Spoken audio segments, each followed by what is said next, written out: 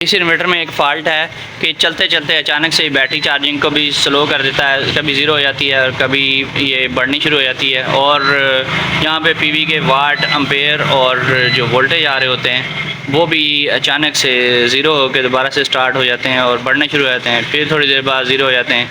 और कुछ वक्फे से अगर हम सोलर वाले ब्रेकर को बंद करके दोबारा से चलाएं तो फिर फ़ाल्ट दूर हो जाता है। अभी मैं आपको बताता हूँ कि इसका करना क्या है, तो फिर ये फ़ाल्ट ठीक हो जाएगा। इस इन्वर्टर में एक मसला आ रहा है कि चलते चलते अचानक से ये पीवी के वोल्टेज ड्रॉप कर देता है। जब वोल्टेज ड्रॉप करता है तो फिर साथ ही वाट और एम्पेयर सब कुछ कम हो जाते हैं। तो जैसा कि आप देख सकते हैं इसमें वोल्टेज जो इस टाइम पे आ रहे हैं 74 आ रहे हैं, ठीक है। और ये अब ठीक चल रहा है, यहाँ पे इतने वोल्टेज तक ये ठीक चलता है, इसमें प्रॉब्लम नहीं आती। तो ये फ्रोनस का पीवी 5200 इन्वर्टर है और 5200 ऊपर लिख देते हैं, इसका मतलब ये नहीं होता कि ये 5200 वाट आपको देगा भी, ये देगा ज़्यादा से ज़्यादा आपको 3600 वाट तक का लोड भी उठाएगा, चलाएगा। ये 18 एम्पेयर यानी कि एक स्ट्रिंग इसके साथ लग सकती है, इससे ज़्यादा आप इसके साथ सोलर पैनल्स हरगिज़ अटैच नहीं कर सकते। ज़्यादा लगाएंगे तो फ़ायदा कोई नहीं होगा और ये हीटअप भी हो जाएगा और आपको पावर 3600 वाट ही देगा। तो अब इसका सलूशन क्या है, इसकी कई वजूहत होती हैं, वो मैं आपको बता देता हूँ।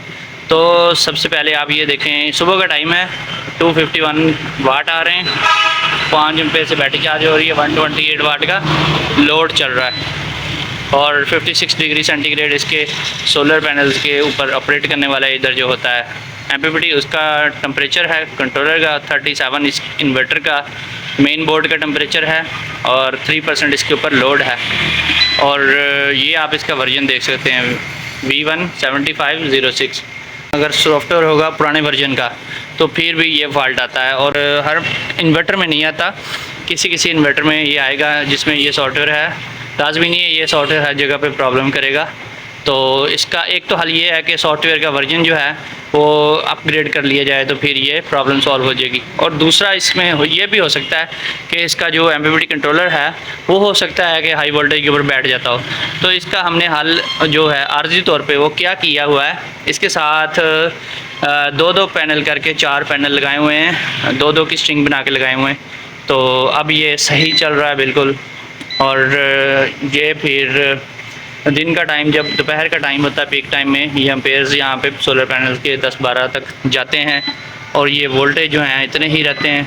लेकिन यहाँ पे जो वाट्स हैं, 4 पैनल हैं इसके साथ लगे हुए 400 वाट्स के, तो ये मैक्सिमम 900 या फिर 1 किलोवाट तक जाता है, 800-900 तक जाता है ये। और ये एनफ है जो सोलर पैनल हमने लगाए हुए हैं इसके साथ।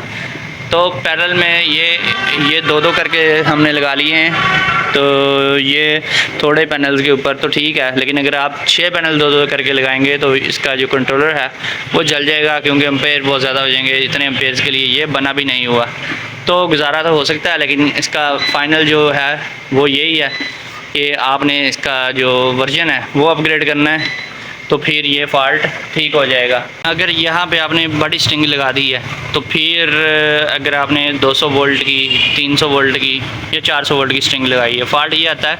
अच्छा, 150 वोल्ट से ये फ़ाल्ट स्टार्ट हो जाता है, 100 वोल्ट या 70 वोल्ट तक ये फ़ाल्ट नहीं आता। तो फ़ाल्ट ये है कि बड़ी स्ट्रिंग जब आप लगाते हैं तो बार बार ये पीवी वोल्टेज कभी 0 की तरफ जाता है, कभी ऊपर तक पीक तक जाते हैं 200-300 जो होते हैं।